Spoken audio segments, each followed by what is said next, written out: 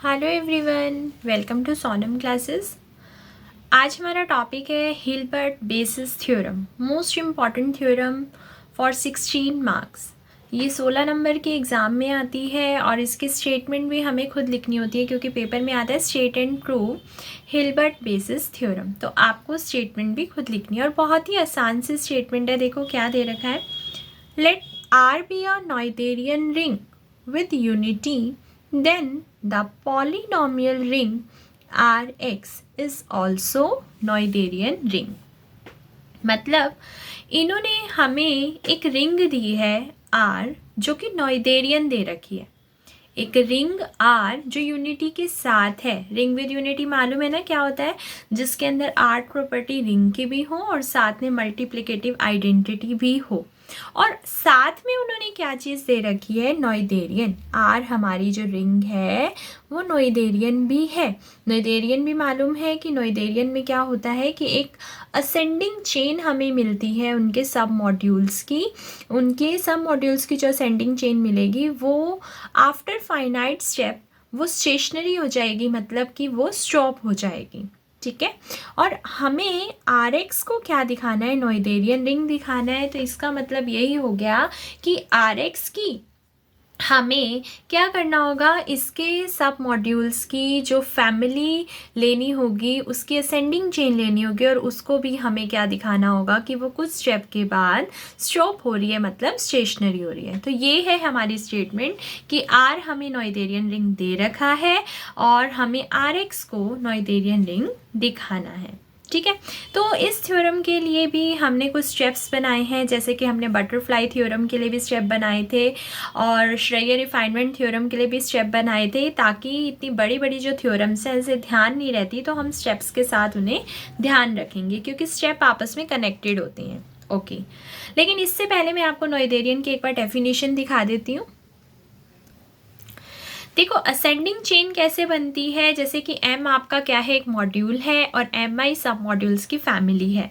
तो ये Mi family को हम असेंडिंग चेन में कब बोलेंगे, असेंडिंग सीक्वेंस में कब बोलेंगे, जैसे कि आपका पहला मॉड्यूल मिला, पहला सब मॉड्यूल M1, फिर M1 किसके अंदर है, M2 के अंदर, M2 किसके अंदर है, M3 के अंदर, M3 किसके अंदर है, M4 के अंदर, अप टू सो ऑन। तो ये असेंडिंग चेन मिली किसके, हमें M के सब मॉड्यूल्स की फैमिली की। ठीक है, मतलब असेंडिंग चेन पहले छोटा, फिर उससे बड़ा, फिर उससे बड़ा, फिर उससे बड़ा। डिसेंडिंग चेन क्या होती है, पहले बड़ा, फिर उससे छोटा, फिर उससे छोटा, फिर उससे छोटा, अप टू सो ऑन। तो हमने डेफिनेशन किसकी पढ़नी थी, नोएथेरियन की।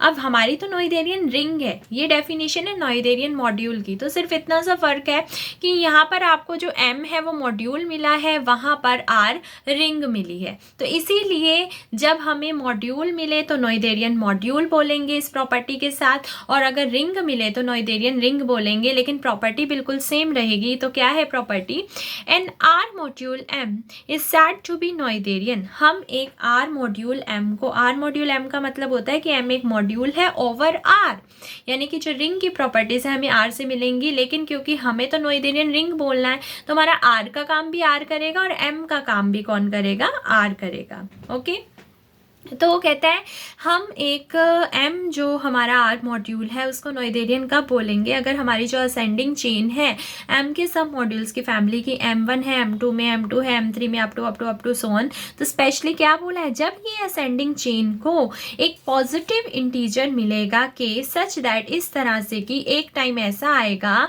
कि हमें एक ऐसा M के मिलेगा कि उसके बाद वो कंटेन करना रुक जाएगा, बल्कि आपस में वो सारे क्या हो जाएंगे, इक्वल। जैसे कि मैं आपको कहूँ कि 16 पर वो स्टॉप हो रही है, स्टॉप हो रही है का मतलब 16 के बाद वो किसी में कंटेन नहीं बल्कि सारे इक्वल है। जैसे कि M16 M17 में जाना था तो क्या कह रहा है, नहीं, M16 M17 M18 up to सारे क्या है आपस में इक्वल। इसका मतलब 16 पे रुक रही है अगर के हमारा 16 है तो। ठीक है, तो मतलब टोटल मिलाकर यही है कि अगर एक असेंडिंग चेन स्टॉप हो जाती है, मतलब कुछ स्टेप्स के बाद स्टेशनरी हो जाती है, तो वो हमारा मॉड्यूल नोएथेरियन कहलाएगा। सेम एज आर्टेनियन भी क्या होता है, उसमें डिसेंडिंग जो चेन होती है उसमें भी क्या है, कभी ना कभी वो आगे जाकर स्टॉप हो जाएगी, तो उस मॉड्यूल को आर्टेनियन बोला जाता है। अगर डिसेंडिंग चेन के साथ स्टॉप होगी तो आर्टीनियन बोला जाएगा। और अगर असेंडिंग चेन के साथ बोला जाएगा, तो अगर असेंडिंग चेन के साथ स्टॉप होती है तो नोएथेरियन बोला जाएगा। ठीक है, तो हमारी नोएथेरियन पता चल गई कि नोएथेरियन रिंग में हमें क्या मिला हुआ है, एक असेंडिंग चेन मिली हुई है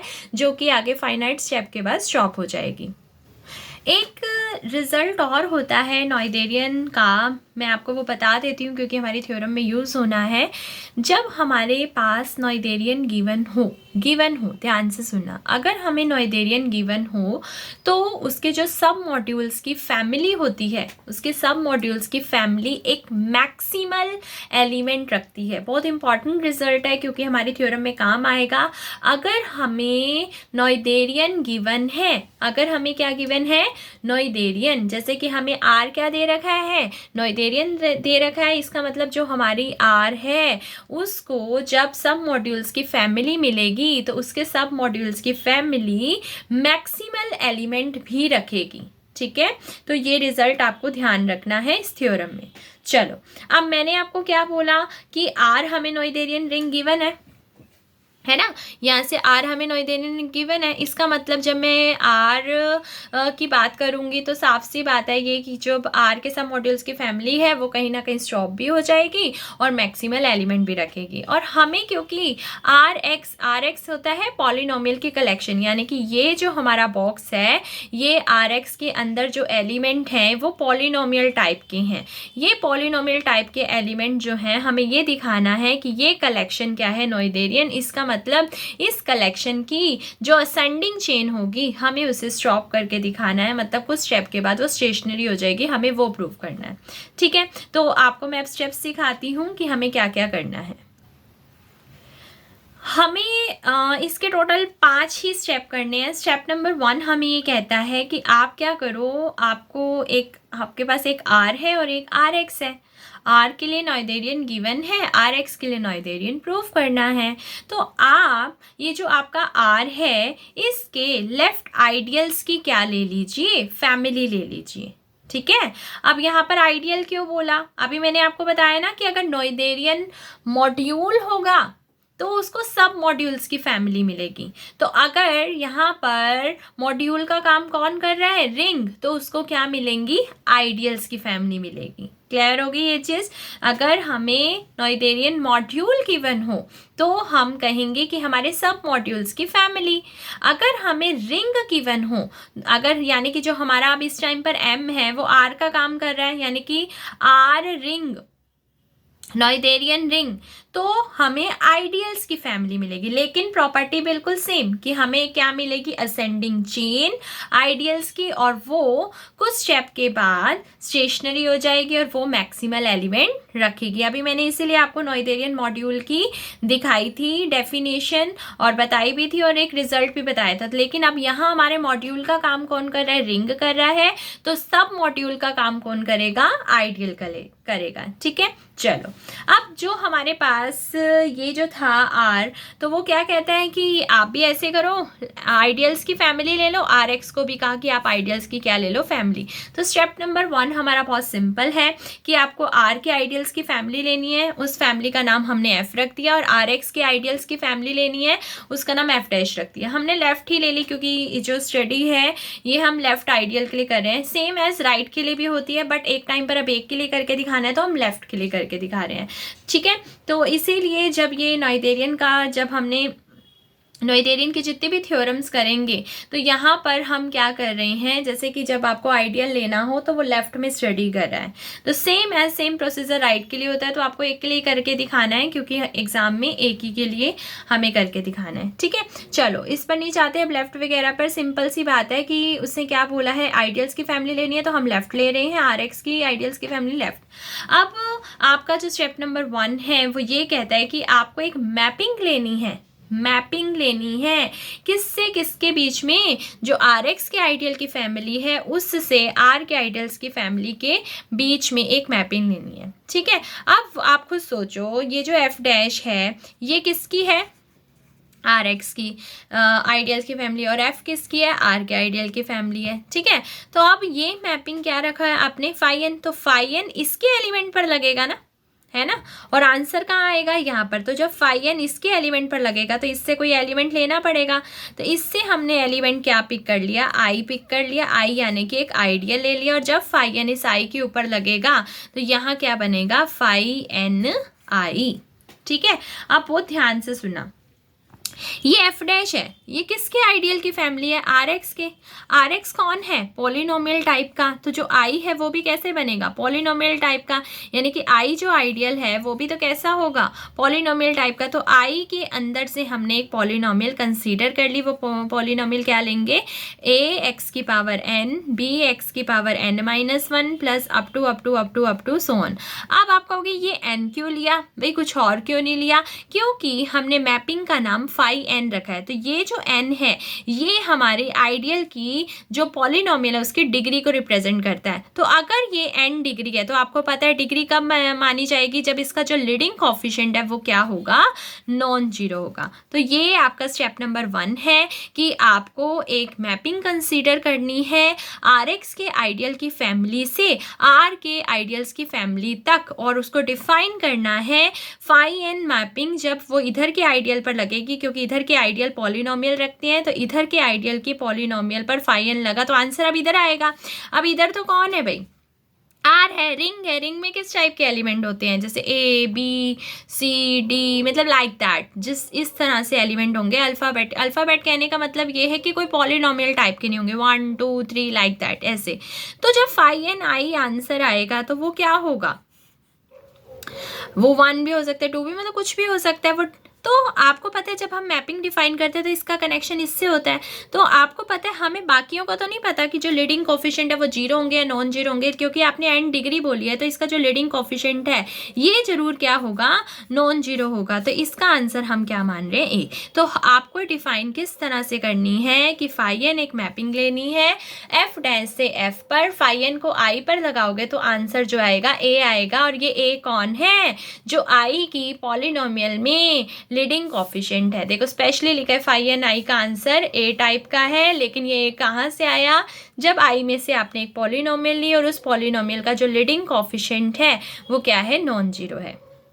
ठीक, अब ये तो तब था ना भाई जब ए क्या हो, नॉन जीरो। क्या पता आपकी ये ही क्या हो, वो जीरो पर लगा रहा हो, फाई एन ही किस पर लगा रहा हो, जीरो पर।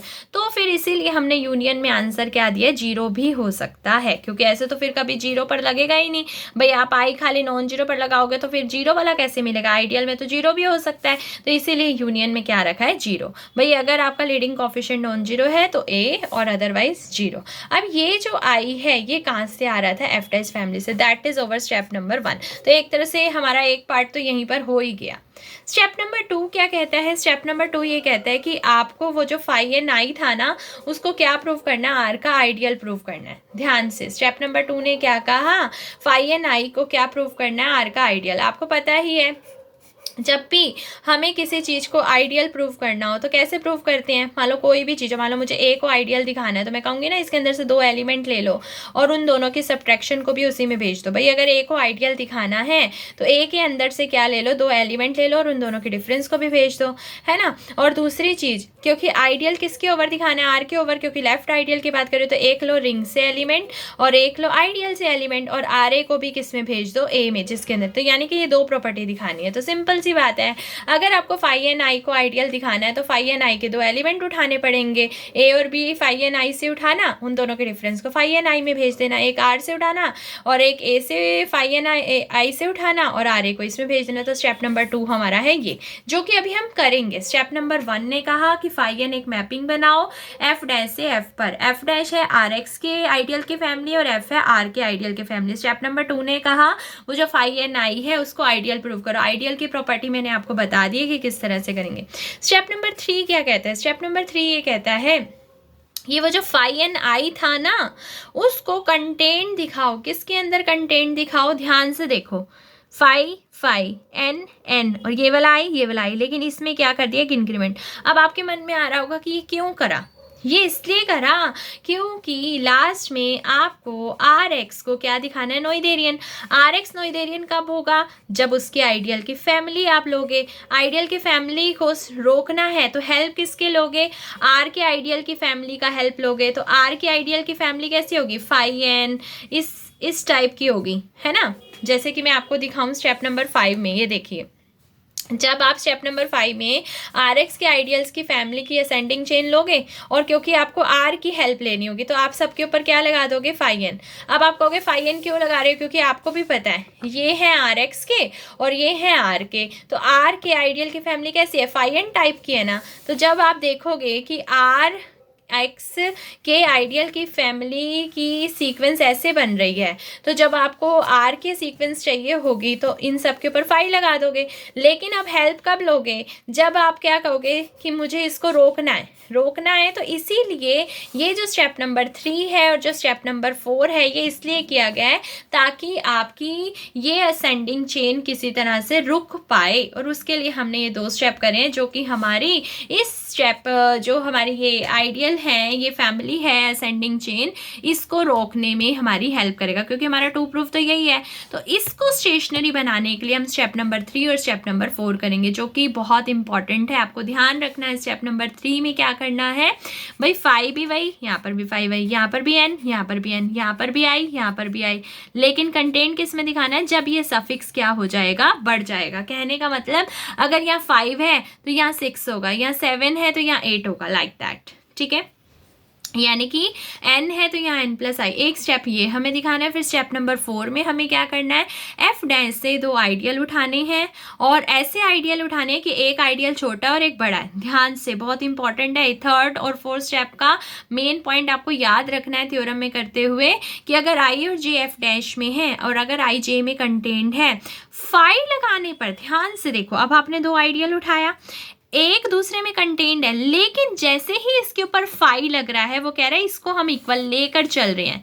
यानी कि हमने ऐसे आई और जे एफ डैश से पिक करे हैं कि अगर हम बिना फाई एन के देखते हैं तो आई जे में कंटेन्ड है, लेकिन फाई के साथ देखते हैं तो वो इक्वल है। ये हम मान कर चलेंगे कि आई जे में कंटेन्ड है लेकिन फाई लगाने पर वो इक्वल है। देन तो हमें क्या प्रूव करना है कि भाई अगर कोई ऐसा आई जे में कंटेंट है लेकिन फाई लगाकर इक्वल है तो असल में वो दोनों इक्वल है। कि हम वहाँ पर क्या करेंगे, प्रूफ। फिर स्टेप नंबर 5 तो आपको पता ही है, जो हमारा 2 प्रूफ है।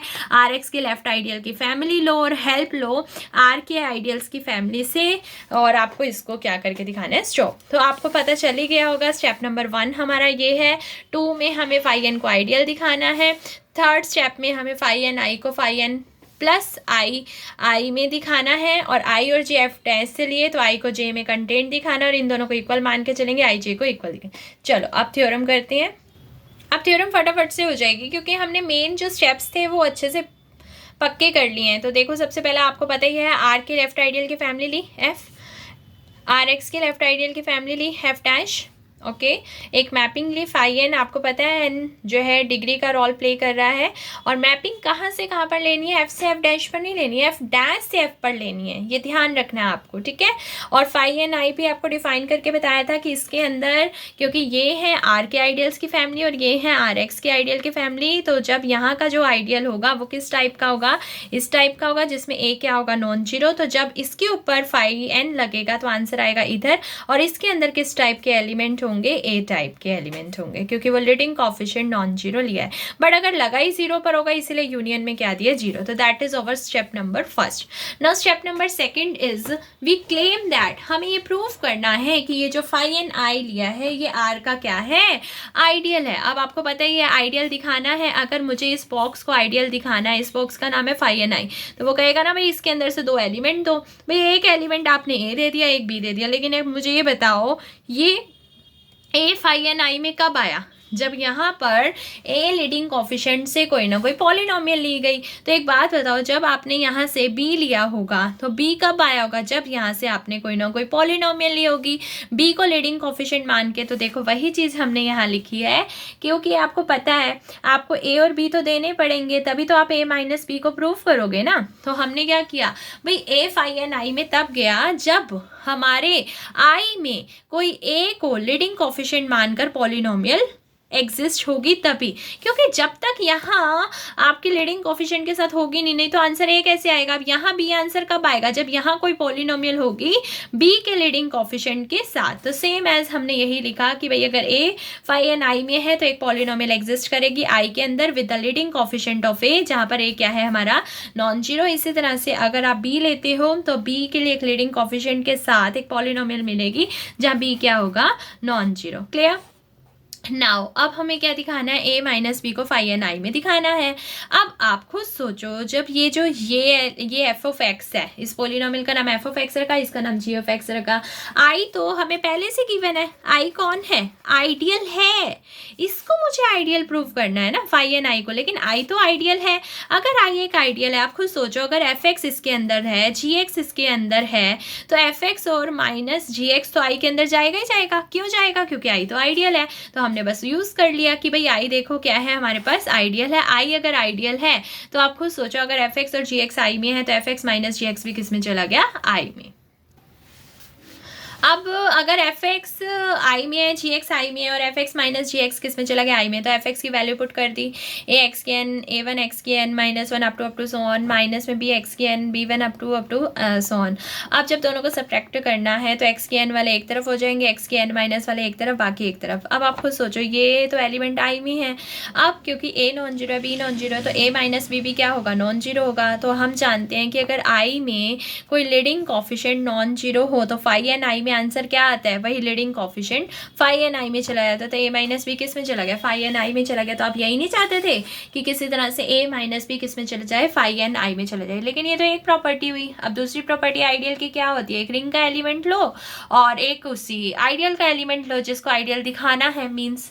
तो मुझे एक आर किस में ले लिया मैंने, आर में, और जो ए है वो कहाँ से ले लिया, ये गलती से यहाँ पर मैंने आई लिख रखा है, ए कहाँ से लिया, फाई एन आई से, क्योंकि फाई एन आई का लेंगे ना तभी तो एक पॉलिनोमियल एग्जिस्ट करेगी आई में विद ए जो है क्या है नॉन जीरो। ठीक है, चलो अब हमने देखो क्या कहा भाई, देखो आर किसका है, आर का, और एफ एक्स किसका है, आई का, और आई तो हमें पहले से क्या गिवन है, आइडियल गिवन है। अगर आई आइडियल गिवन है तो we can use this property कि आर इंटू एफ एक्स किसके अंदर जाएगा, आई के अंदर जाएगा। आर ऐसे कैसे, एफ एक्स की वैल्यू पुट कर दो, आर को अंदर मल्टीप्लाई कर दो। अब लीडिंग कोफिशिएंट क्या बना, ये बना, आर तो रिंग का एलिमेंट था और ए हमारा नॉन जीरो एलिमेंट था।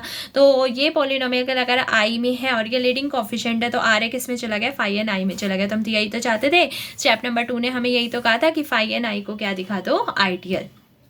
ठीक है, अब स्टेप नंबर 3 याद है, स्टेप नंबर 3 ने हमें क्या कहा था, स्टेप नंबर 3 ने हमें ये कहा था कि फाई एन आई को आपको किसके अंदर कंटेंट दिखाना है, फाई एन प्लस आई में दिखाना। और ये जो आई कोई ऐसे नहीं है, बिल्कुल सबके लिए है, मतलब आई 0 भी हो सकता है, 1 भी हो सकता है, 2 भी, अप टू सो ऑन। अब आपको पता है कोई चीज़ को किसी में कंटेंट दिखाना हो तो सिंपल है, इससे एक एलिमेंट लो और वही एलिमेंट इसमें भेज दो, है ना। तो मैं क्या करूँगी, यहाँ से एक एलिमेंट लूँगी ए और यही ए को किस में भेज दूंगी, इसमें।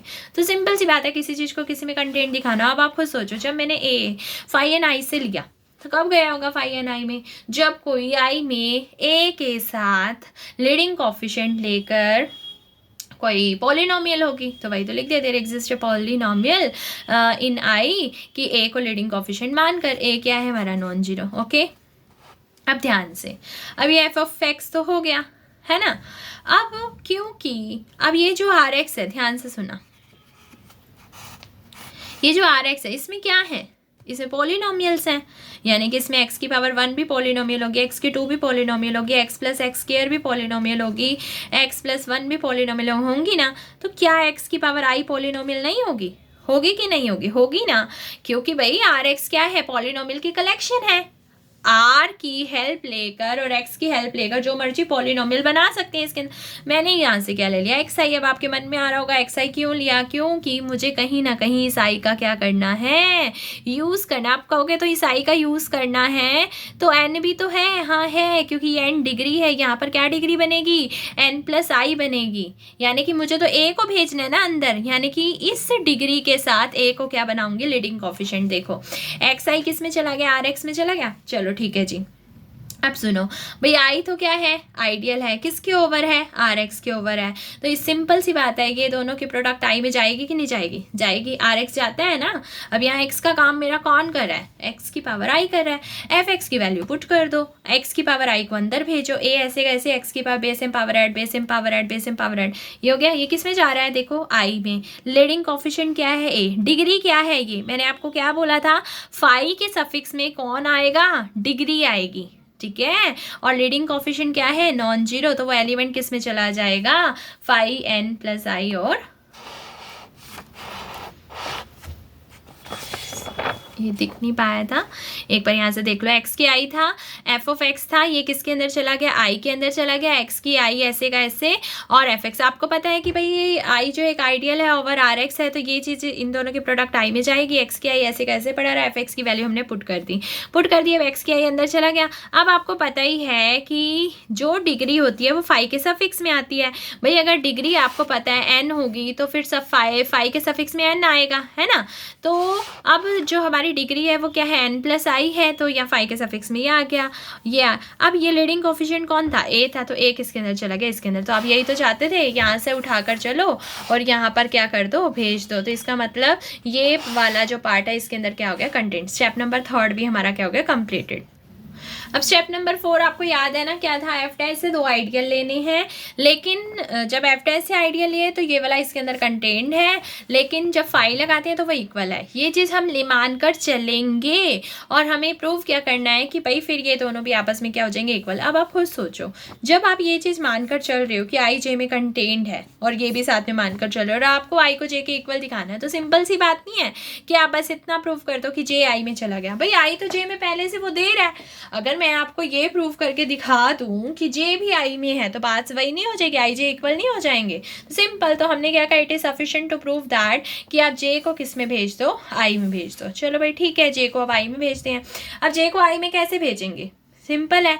अब यहाँ से कोई लो एलिमेंट इसमें भेज दो। अब इसमें जो एलिमेंट है आई और जे में, आई और जे कहाँ से आए हुए हैं, वो जो एफ डैश फैमिली थी वहाँ से आए हुए हैं। और ये फैमिली एफ डैश फैमिली किसकी थी, आर एक्स के पॉलिनोमियल के आइडियल्स की फैमिली थी। तो ऑफकोर्स आई के अंदर भी पॉलिनोमियल टाइप का एलिमेंट होगा, जे के अंदर भी पॉलिनोमियल टाइप का एलिमेंट होगा। तो हमने क्या करी, जे से एक पॉलिनोमियल मान ली, F of X non zero polynomial मान ली, ठीक है भाई। अब जब पॉलिनोमियल मानी, ये जितनी डिग्री की होगी फाई के सफिक्स में वो आएगा। मैंने क्या करा कि डिग्री कौन सी ले ली, एम डिग्री ले ली, एम डिग्री ले ली, ठीक है। अब देखो स्पेशली लिखा भी है कि एफ एक्स जो है एम डिग्री रख रहा है, तो फाई के सफिक्स में क्या आएगा, एम आएगा, ठीक है भाई। अब आपने क्या कहा भाई, आई अगर जे में कंटेंट भी है तो भी फाई तो आपस में इक्वल होगा ना, है ना। आपने खुद ही कहा था आई जे में कंटेंट है लेकिन फाई आपस में इक्वल होगा। तो मैंने क्या किया भाई, इस हिसाब से तो जो फाई एम आई है फाई एम जे के आपस में क्या होगी, इक्वल होगी। आपको देखो यहाँ पर बना के भी दिखाया है कि एफ डैश जो है आर एक्स के पॉलिनोमियल के आइडियल की फैमिली है और एफ जो है आर के आइडियल की फैमिली है। तो जब आपने जे पॉलिनोमियल ली है, जे आइडियल लिया है, तो उसके अंदर एफ एक्स टाइप की एलिमेंट ले ली, तो जो ये, और जब आपने कोई आई आइडियल लिया है, जब आई की तो बात आएगी है, अब आई है तो एफ डैश का, है ना। आपने ये कहा कि इस जे के ऊपर लगा रहे हैं हम फाई एम और इस आई के ऊपर भी लगा रहे हैं फाई एम, तो आपस में इक्वल आ रहा है। लेकिन आई जो आइडियल है ये भी तो कोई ना कोई पॉलिनोमियल रखेगा। अब इसकी जो पॉलिनोमियल है उसमें ध्यान से देखो, फाई के सफिक्स में क्या है, एम है। इसका मतलब जो आई के आइडियल के अंदर जो पॉलिनोमियल है उसकी भी डिग्री हमें क्या लेनी है, एम लेनी है। इसीलिए हमने यहाँ पर जी एक्स पॉलिनोमियल नाम रखा नहीं रखा, जी एम रखा, ताकि इसे ध्यान रहे कि आपको कि हमें कितनी डिग्री लेनी है, एम डिग्री लेनी है, ठीक है। तो हमने क्या कहा भाई, इसके अकॉर्डिंग तो हमें एक पॉलिनोमियल मिलेगी आई के अंदर, उसका नाम हमने क्या रखा, जी एम एक्स। साफ सी बात है, वो सिंपल ये रिप्रेजेंट करना चाह रहा है कि जी एम एक्स के अंदर एम डिग्री की है, ठीक है भाई, विथ सेम लीडिंग कोफिशिएंट। अब सेम लीडिंग कोफिशिएंट क्यों कहा, क्योंकि तुमने खुद कहा कि phi M J phi M I के इक्वल होगा। अब आप कहोगे ये फाई एम जे कौन होता है, जो जे का लीडिंग कोफिशिएंट है वो, और फाई एम आई कौन होगा, जो आई का लीडिंग कोफिशिएंट है वो। इसका मतलब इन दोनों का लीडिंग कोफिशिएंट क्या होना चाहिए, सेम होना चाहिए। अब आप खुद सोचो, जब दो चीज़ों का लीडिंग कोफिशिएंट सेम है, मान लो मैं तुम्हें ये कहती हूँ एफ एक्स एक पॉलिनोमियल है,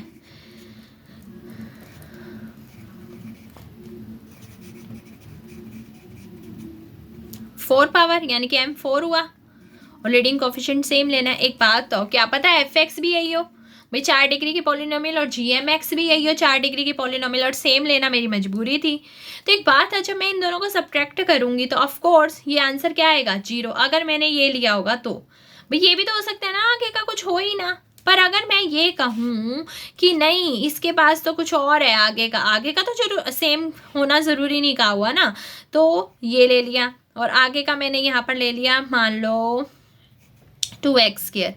तो अब मैं जब दोनों का डिफरेंस करूंगी तो इतना तो कंफर्म है ना कि 4 डिग्री तो कट जाएगी।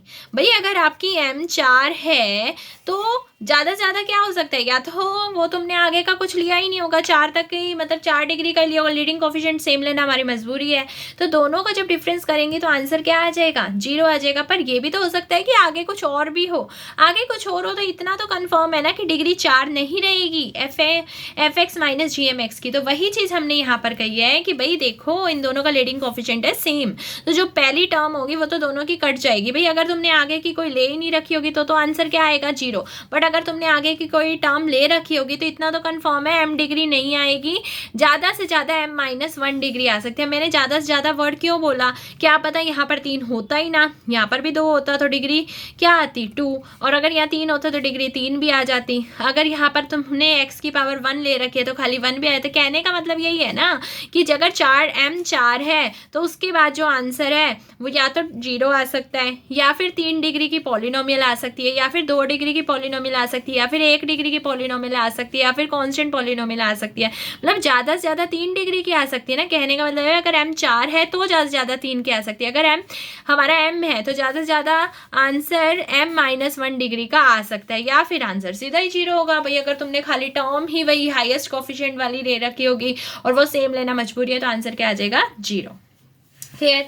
चलो भाई अब क्या ही पता ये आंसर है या ये आंसर है तो इन्हीं दोनों में से तो हमने मान लिया भाई ठीक है, इन दोनों का डिफरेंस मान लिया 0 है। अब आप खुद सोचो जब जो दो चीज़ों का डिफरेंस 0 है, 0 आइडियल में नहीं होता है ना, तो होता है तो ये वाली चीज़ किसके अंदर चलेगी आई में चलेगी। अब fx माइनस gmx आई में चला गया, ध्यान से सुनना, fx माइनस gmx आई में चला गया, तुम्हें किसको आई में भेजना है, तुम्हें यहाँ से j को i में भेजना था। इसका मतलब जब तुमने यहाँ से f(x) उठाया था तो तुम्हारा टारगेट यही तो है कि f(x) i में जाए, यही है ना टारगेट, तभी तो j i में जाएगा। तो अब हमने उसको क्या कहा भाई देखो अगर fx माइनस gmx i में गया, और क्योंकि 0 तो i में है तो टोटल हमारा डिफरेंस i में चला गया। अगर टोटल डिफरेंस i में है और gmx तो तुमने लिया ही i से था, देख लो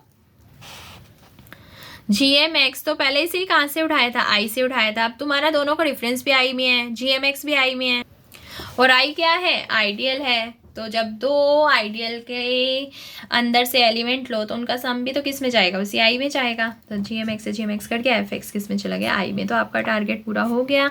इस हिसाब से j किस में कंटेंट हो गया आई में, और आप यही तो चाहते थे स्टेप नंबर 4 में। लेकिन ये तो तब हुआ ना जब वो डिफरेंस क्या है 0। ये भी तो हो सकता है वो डिफरेंस 0 ना हो। fx माइनस gmx का जो डिफरेंस है वो हमने मान लिया नॉन जीरो है। ओके चलो भाई ठीक है। अब अगर ये नॉन जीरो है लेकिन जो gmx है वो तो i का है, और i भी किसके अंदर कंटेंट है j के अंदर कंटेंट है। आप शुरू में तो मानकर चले थे, ध्यान से समझना, gmx किसका है i का, i किस में है j में। तो आप खुद सोचो जब gmx i का है और i j में है तो gmx क्या j का नहीं होगा, होगा। ठीक है अब देखो fx पहले से तुमने कहा था j का है, क्योंकि शुरू ही आपने यहीं से शुरुआत ही यहीं से करी है। जब j को i में कंटेंट दिखाना है तो आपने इसी का ही तो लिया था f(x) एलिमेंट। अब f(x) इसका लिया, ठीक है, f(x) भी j का हो गया। अभी gmx जो i का था वो भी किसका हो चुका है j का हो चुका है, और j तो आपका क्या है आइडियल। जब कोई चीज़ आइडियल की है तो एलिमेंट आइडियल के है तो उनका डिफरेंस भी क्या होगा आइडियल में होगा। तो fx माइनस gmx किस में चला गया j में। आप बहुत ध्यान से समझना।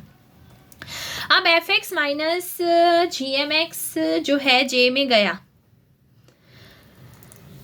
अभी जो आपने सारा स्टेप किया है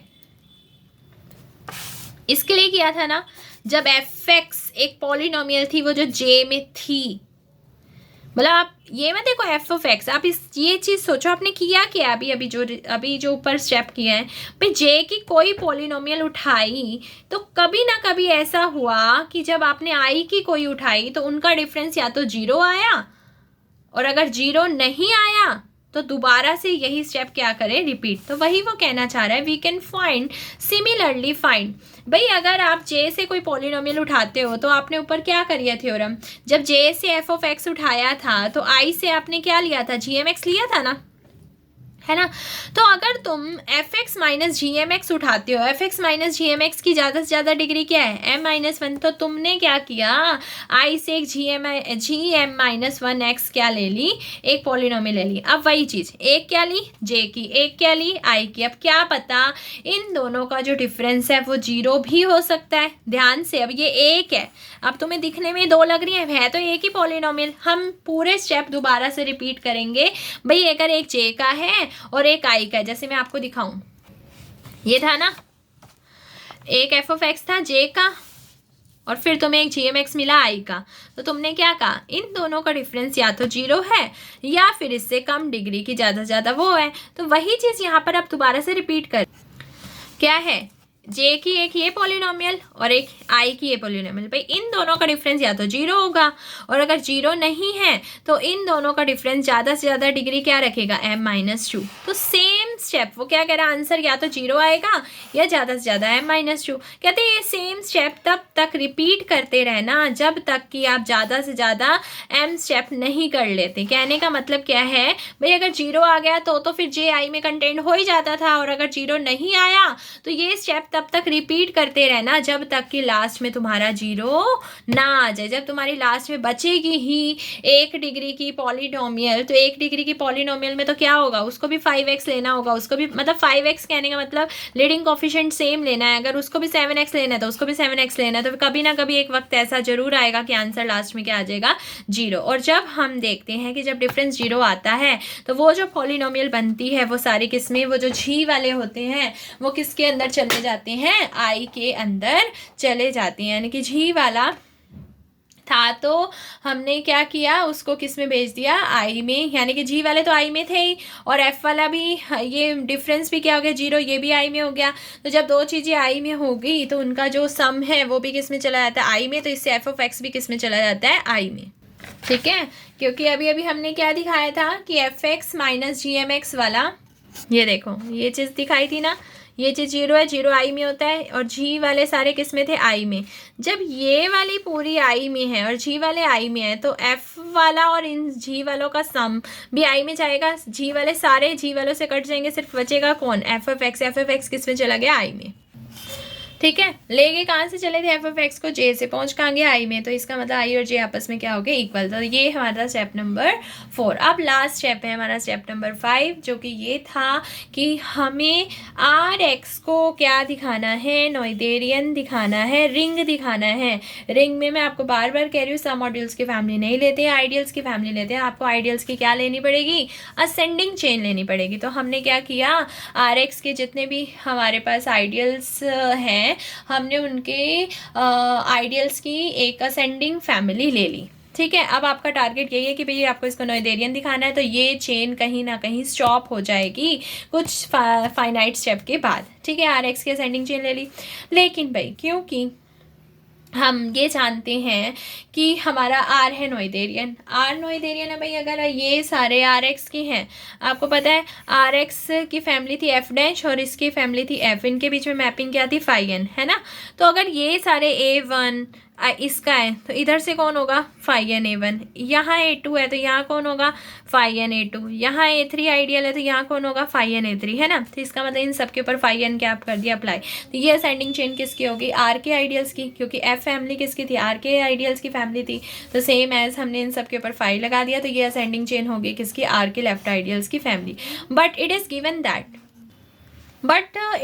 दैट आर तो क्या है, नोइथेरियन, और आर नोइथेरियन है। तो ये जो चेन है हमारी असेंडिंग चेन आर के आइडियल्स की, ये कुछ स्टेप के बाद स्टेशनरी हो जाएगी, मतलब कि आगे इक्वल हो जाएगी। तो so this sequence of ideals must become stationary after a finite number of terms, so there exist a positive integer. अब वो पॉजिटिव इंटीजर हमने क्या मान लिया, kn। अब देखो ये के एन हमने क्यों लिया पता है, हमारी मजबूरी है इस एन को साथ रखना, क्योंकि ये हमारा फाई एन क्या था, फिक्स था। तो यहीं से पता चलेगा ना भाई 16वें नंबर पर है, 17वें नंबर पर फिक्स हो रही है, तो मैं आपको कहूँ कि 18 नंबर पर फिक्स हो रही है, तो फाई एन तो रहेगा। फाई एन के अंदर क्या होगा, A18, फिर फाई एन के अंदर A19, फाई एन के अंदर A20, ये सारे आपस में इक्वल हो जाएंगे। तो इसीलिए हमने उसको क्या कहा है, के एन। हमें एक नोटेशन है कि फाई एन तो ठीक है, अंदर का ए के एन, अगली टर्म मान लो अगर ये 18 है, ये A18 है, तो ये क्या होगी A19, समझ रहे हो। ये अगर के एन है तो ये के एन प्लस 1, ये सारे क्या हो गए आपस में equal, because of the R is Noetherian, that's why R की जो लेफ्ट आइडियल की फैमिली थी, असेंडिंग चेन थी, वो कहीं ना कहीं स्टॉप हो रही है। तो वो हमने मान लिया कि के एन पर स्टॉप हो रही है, तो के एन के बाद वाले सारे क्या हो गए, इक्वल। अब आपको याद होगा मैंने स्टार्टिंग में एक रिजल्ट बताया था कि अगर कोई रिंग नोइथेरियन हो तो उसके मतलब मैंने मॉड्यूल का रिजल्ट बताया था कि अगर एक नोइथेरियन मॉड्यूल गिवन हो तो उसके सब मॉड्यूल्स की जो फैमिली होती है वो एक मैक्सिमल एलिमेंट रखती है। और क्योंकि यहाँ पर हमारा नोइथेरियन मॉड्यूल नहीं है, नोइथेरियन रिंग है, तो रिंग में हम किसकी फैमिली लेते हैं, आइडियल्स की फैमिली लेते हैं, है ना। तो हम आइडियल्स की फैमिली को क्या कहेंगे कि आपका कोई ना कोई मैक्सिमल एलिमेंट ज़रूर होगा। तो सेम एज यहाँ पर हमारी जो आर है, आर के जो आइडियल्स हैं वो किस टाइप के, phi N A1, phi N A2, phi N A3, like that. तो इसका कोई ना कोई मैक्सिमल होगा। अब फाई एन तो फिक्स है, ए ही बताएगा ना कि किसके कौन से, मान लो मैं आपको कहती हूँ 20 नंबर वाला हमारा वो है मैक्सिमल, तो इसका मतलब फाई एन A20 हुआ ना। तो सेम एज अगर आर नोइथेरियन है, so this collection must have a maximal element. तो हमने क्या किया, इसका ये नाम ले लिया। अब आपका होगा कि यहाँ पर एन की जगह तो पी आया हुआ है ना। अब वो बात ये है कि यहाँ पर जो फैमिली है, ये जो एन है, ये एन कौन है, ये एन है जब आपने डिग्री बताई। अब वो डिग्री अगर मैं आपको कहूँ कि 1 है तो 1 के लिए काम होगा, वो डिग्री अगर 2 है तो 2 के लिए काम होगा, वो डिग्री अगर 50 है तो 50 के लिए काम होगा। तो यहाँ पर वो डिग्री मैंने क्या मान ली, P मान ली। ठीक है, आपको याद है हमने एक स्टेप किया था, थर्ड स्टेप, कि फाई एन आई किसके अंदर कंटेंट है, फाई एन प्लस आई में, वो अब यहाँ यूज़ होगा। ठीक है जी, हमने मैक्सिमल मान लिया। भाई अगर मैक्सिमल मान लिया तो एक बात बताइए, ये मैक्सिमल है, ध्यान से देखना। और तुमने क्या कहा था कि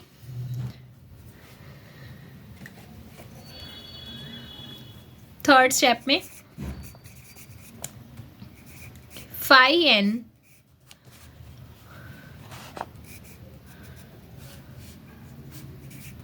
आई था ना, यहाँ पर मैं ए लिख रही हूँ जान के, ठीक है, ये चीज़ इसमें कंटेंट होगी। भाई ये वाली चीज़ अगर हो सेम, मतलब ये मेरा है ए क्यू, ये भी ए क्यू मैंने सेम लिख दिया, इधर मैंने क्या लिखा P और इधर मैंने क्या लिखा N, और मैंने जान के लिखा है कि N P से क्या है, बड़ा है। भाई मैंने P क्या ले ली, छोटी वाली डिग्री ले ली, और N उससे बड़ी वाली डिग्री ले ली। तो एक बात बताओ, थर्ड स्टेप ने क्या कहा था कि अगर कभी भी आपका ये अंदर वाला आई क्या हो, सेम हो, आपने पढ़ा था ना फाई एन आई, थर्ड स्टेप किया था ना, आपको पता है ना थर्ड फोर्थ स्टेप हमने किए इसलिए कि हम किसी तरह से अपनी आइडियल की फैमिली को स्टेशनरी कर पाएँ।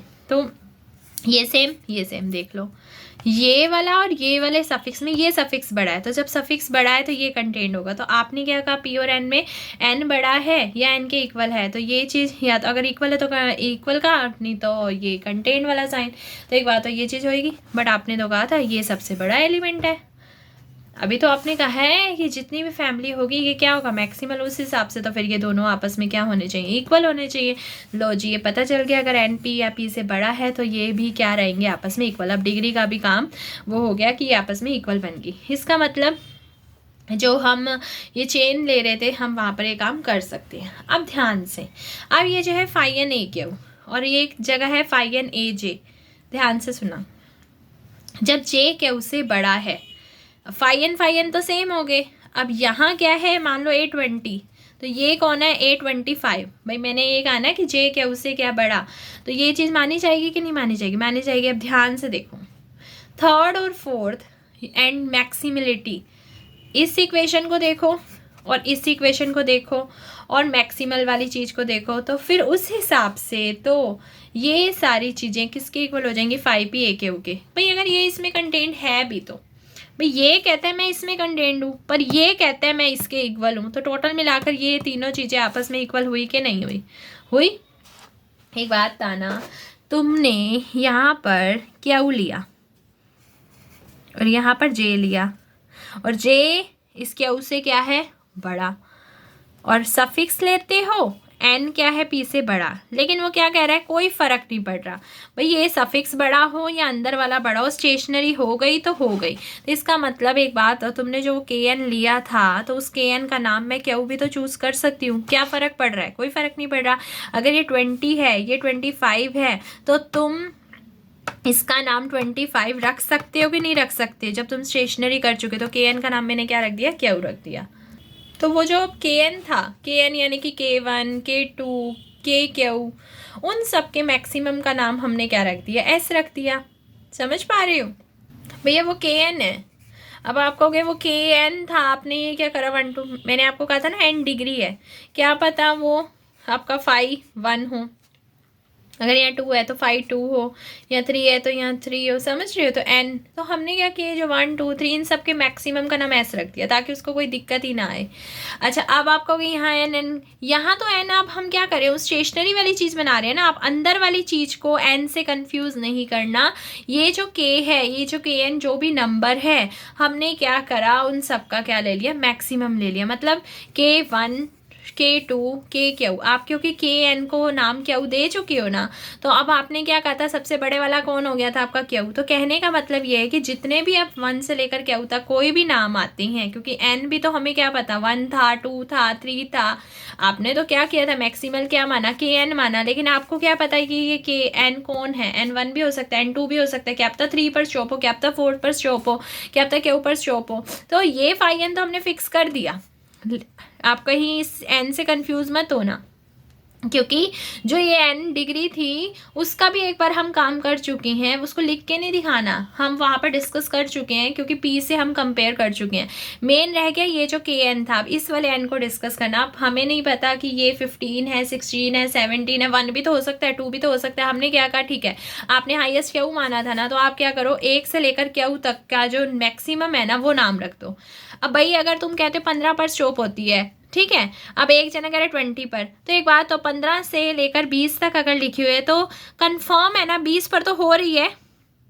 मतलब क्या है, तुम कह रहे हो 1 पर हो रही है, 2 पर हो रही है, और क्यू का नाम मान लो 15 है, तो मान लिया मैं 1 पर हो रही है, 2 पर हो रही है, अब क्या पता 1 पर हो रही है, क्या पता 2 पर हो रही है, लेकिन तुम इतना तो कह रहे हो ना, 15 से आगे वो नहीं, 15 तक तो कंफर्म है स्टॉप। तो हमने क्या कहा कि ठीक है, तुम आपस में वो मत करो कि 1 है या 2 है या 15 है, आप क्या करो, इन सब का मैक्सिमम ले लो।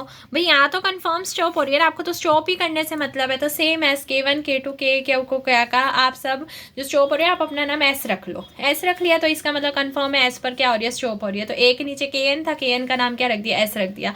ए के नीचे के एन था, के एन का नाम एस रख दिया, तो ये क्या हो गई, स्टॉप हो गई। तो अब आप एक बात बताओ, जब फाई एन करके हमने स्टॉप कर दी तो इसका मतलब हमने ये प्रूव कर दिया भाई फाई एन करके स्टॉप हो रही है। अब आपने, आप कहोगे तो फाई एन करके स्टॉप हुई है।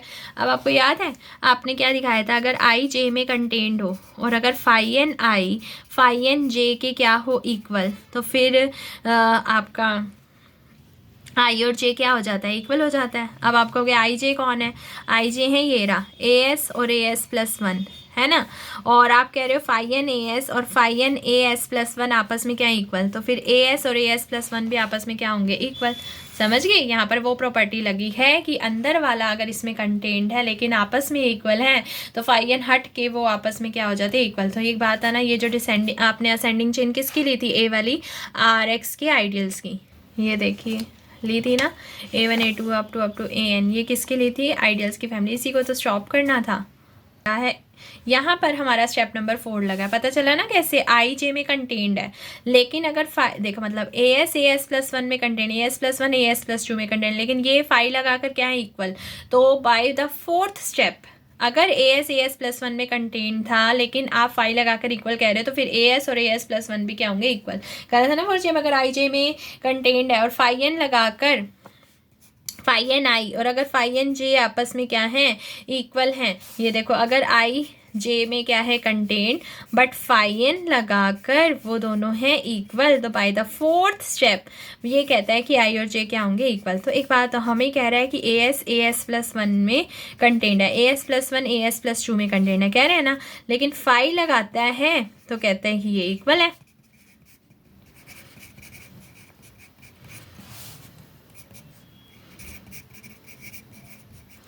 तो बाय द फोर्थ स्टेप इसका मतलब फाई हट के भी ये क्या होंगे, इक्वल। और इसका मतलब हमने ए वाले क्या कर दिए, स्टेशनरी कर दिए। तो इसका मतलब ये तो आर एक्स के लेफ्ट आइडियल की सीक्वेंस थी, ये स्टेशनरी हो गई, इसका मतलब आर एक्स क्या हो गया, नोएथेरियन। तो ये थ्योरम यहाँ पर फिनिश हो गई। आपको अच्छी लगी हो तो कमेंट सेक्शन में ज़रूर बताना कि आपको कैसा लगा। बाय।